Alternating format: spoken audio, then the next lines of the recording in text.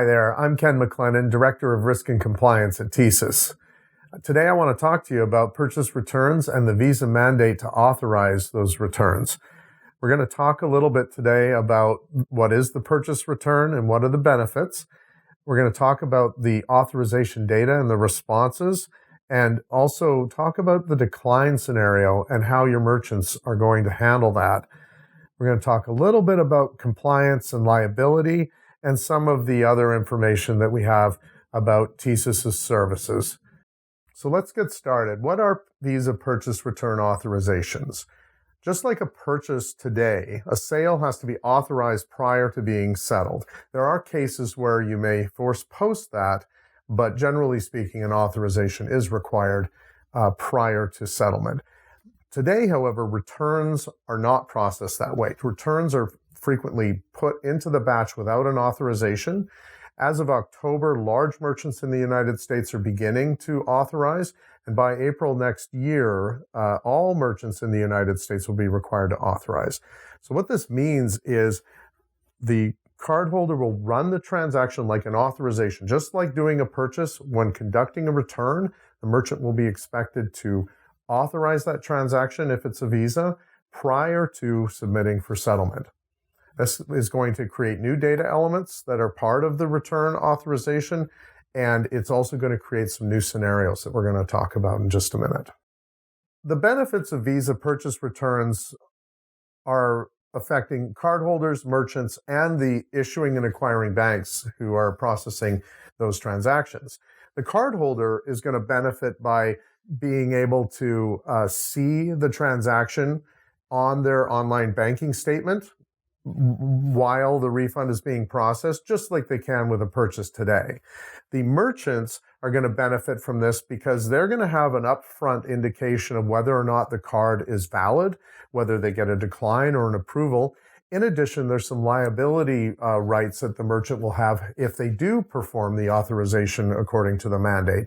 And lastly, with the merchants, especially the large merchants, those with the refund desk or the return desk, where they have cardholders coming in who don't have this visibility today, there'll be fewer inquiries to the merchant about the status of a refund because the cardholder should be able to see that on their online banking statement.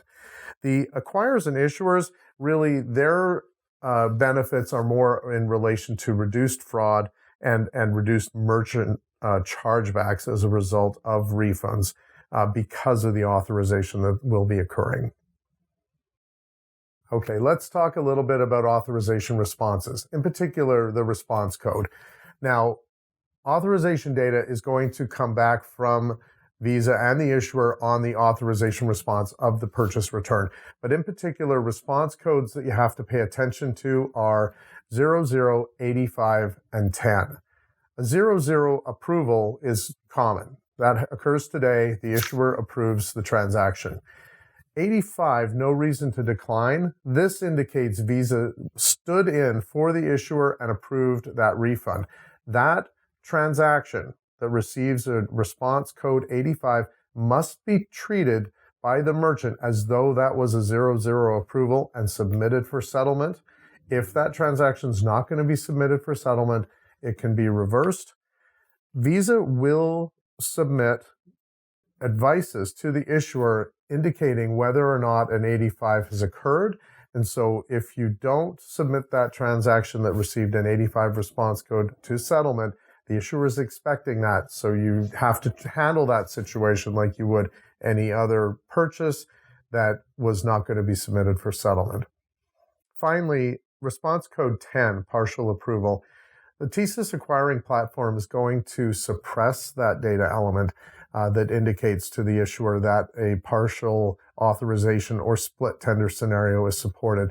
We don't want to support scenarios in which an issuer partially approves a refund, then prompting the merchant to have to find other means, a different Visa card or other means of issuing certain or portions of credits to the cardholder. Other data elements that we're expecting are 05, do not honor, 14, account not found, or 57, not allowed to card. Those scenarios are pretty common, but any response code could be received. So having covered response codes, let's look a little bit at authorizations and declines. So acquirers are responsible to make sure that their merchants and their acceptance applications are ready for this mandate. And that includes having the policies and procedures in place so that those clerks working the point of sale know how to behave when a decline occurs. It's certainly going to occur just based on any other type of authorization we see. Sometimes the issuer declines the transaction for various reasons. So the acquirers are responsible for the policies and procedures and the applications and merchant training to make sure that those merchants are ready and understand what their options are and the liability that they hold if they don't perform the options according to the mandate. The merchants really want to be aware of those risks and the liability associated with that, and we'll be talking about that a little bit later. Now we're going to cover several scenarios to walk through how a merchant might handle a decline scenario and what options are available to the merchant. So in scenario one, this is the happy path. We have the receipt and we have the original card on which the purchase was performed. So the cardholder comes to the merchant and requests a refund. They have a receipt. The receipt indicates that a Visa card account was used to make the original purchase. And so they've satisfied the merchant receipt, they're satisfying the merchant return policy, and they've got the original card. Under these circumstances, the merchant can run the original card through the point of sale or use their integrated device to look up the card from the original sale, put that transaction data together, and send the authorization to Visa, which will then go to the issuer for an approval or decline response. In this case, the happy path is approved. The cardholder will have a refund. The merchant will submit that transaction to settlement. So let's move on to scenario two, processing scenario two. The receipt, but the original card is not available. So the cardholder arrives at the merchant, brings the material back, brings the receipt back, but they don't have the card account any longer that they used to make the original purchase. One scenario in which that could occur is that they were using a prepaid card that's all the funds are gone and they've tossed the card, and so they don't actually physically have that card anymore. But the merchant still has the receipt and the goods that are being returned. And so under these circumstances, because the receipt indicates that a Visa account was used, the merchant may ask for an alternate card account, a Visa card account, to run this authorization on to conduct the purchase return. So in this case, the cardholder can't produce the original card, but they have a receipt that says a Visa account was used to make the original purchase and they're giving the goods back and they're within the merchant's policy for refunds. So in this case, the merchant may choose to ask the cardholder for a different Visa card account and perform the refund on that other alternate Visa account. So the first two scenarios were really approval scenarios. Either you have the receipt and you have the original card and it gets approved, or you have the receipt and you used a different Visa account because the original wasn't available and you get it approved. And so everything's good. What happens when you get a decline? So scenario three is about when the merchant gets a decline. The cardholders come in, they have the receipt, shows the Visa account, they've got the goods. The merchant is going to run the transaction on the original Visa card, but the issuer declines it. Like in scenario two, that the cardholder can produce an alternate Visa account card that can be used to run the refund transaction. Now let's just presume that gets declined too. So the cardholders brought the original card and then an alternate Visa card, and both of those have been declined by the issuer.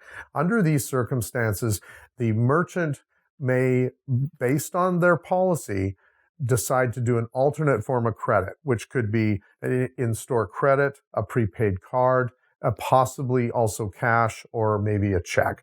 That completely depends on the policies that are arranged between the acquirer and the merchant. In scenario 4, the cardholder doesn't have a receipt at all. So one of the requirements is that there must be a receipt that shows that the original purchase was made with a Visa account. So if the cardholder doesn't have the receipt, which could occur, say it's in a gift scenario, somebody's got the goods, they came back to the store for a refund, the merchant cannot perform that transaction on a Visa card account. This scenario calls for alternative forms of credit, which would be, as discussed prior, in-store credit, prepaid cards, check, or possibly even cash, entirely dependent on what is the refund policy established at the merchant with the acquirer. In scenario 5, we have a declined authorization, but the cardholder can call the issuer. So just like any other sale that, say, gets declined because of a risk parameter, you're out of your normal state and something gets declined, you can call your issuer and say, hey, this was me, and they'll clear that, and then you'll get an approval. There is an opportunity here for the merchant when they get into these decline scenarios, instead of having to immediately go to alternative forms of credit like the prepaid cards or the gift cards, you could suggest that the cardholder call their issuer and try to understand why is this getting declined, and that could resolve the situation, followed up by then an approved authorization scenario that we've already discussed. So that's something to keep in mind for your merchants when discussing this in terms of their training. So scenario 6 is the decline or no authorization followed by a forced post credit. So this is actually what's been happening for many years prior. The transaction, the refund does not get authorized and then is submitted to settlement without an authorization. As of this mandate, the purchase returns are required to be authorized prior to being submitted to settlement. So if a merchant either receives a decline and then submits to settlement, or does not authorize at all, maybe their application is non-compliant with this mandate, and then they submit to settlement, these are all forced post transactions. The merchant is going to be held liable in terms of chargebacks for these transactions.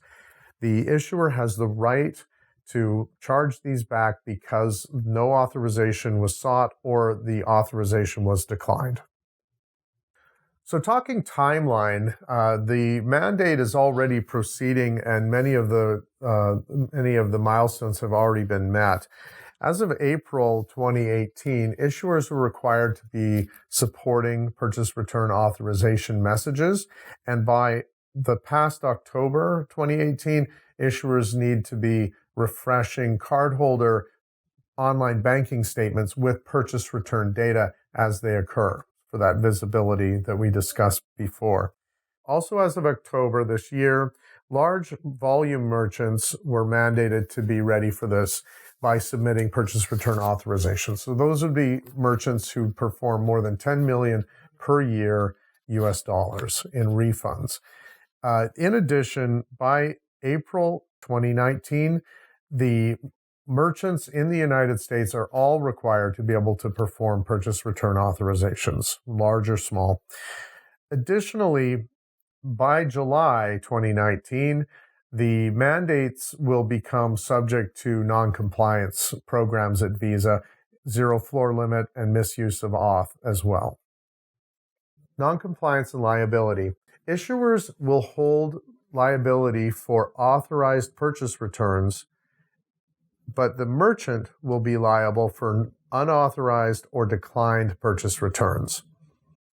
The reason codes that will be used are 71, declined authorization, and 72, no authorization. So these scenarios, as discussed prior, the merchant either receives a decline and then submits the transaction for settlement anyway, or the merchant receives no authorization at all and still submits the refund for settlement. Under those two scenarios, the merchant is liable for those transactions. Specification information. TSYS has had the platform ready for some time. The EIS 1080 or Gen 2 specification and the SGMF, the Summit Gateway Message Format, and the TSYS ISO 8583 message formats have all been ready since June 2017 so that applications can be coded and prepared to meet this mandate. TSYS Acquiring has prepared platforms and services to be ready for this mandate. Sierra Gen 2 and Saratoga hosts are already ready, and those messaging specifications are ready. The Summit Gateway is also ready, but will not be activated until February 2019. The reason why is because the merchant will be immediately impacted upon activation. So we've provided ample time for preparations for that. In addition, Transit Gateway and the Class A POS applications that TSYS sponsors will also be activated in February 2019. Thanks for attending today. I hope you found this useful. The URL below is available to you if you want to look up more information at TSYS.com.